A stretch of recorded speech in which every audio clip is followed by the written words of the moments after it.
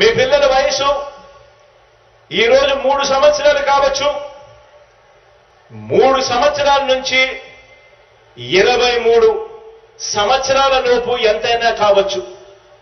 వీరంతా కూడా శతమానం భవతి అన్న విధంగా కనీసం మరో 100 సంవత్సరాలు వీరందరూ కూడా నెక్స్ట్ జీవించాల్సిన జనరేషన్ లో ఉన్నవాళ్ళు. మరి ఇలాంటి జనరేషన్ ఏ విషయంలో అయినా కూడా వీరందరూ కూడా పోటీ పడేది ఎవరితో అన్నది ప్రతి ఒక్కరం కూడా ఆలోచన చేయాలి.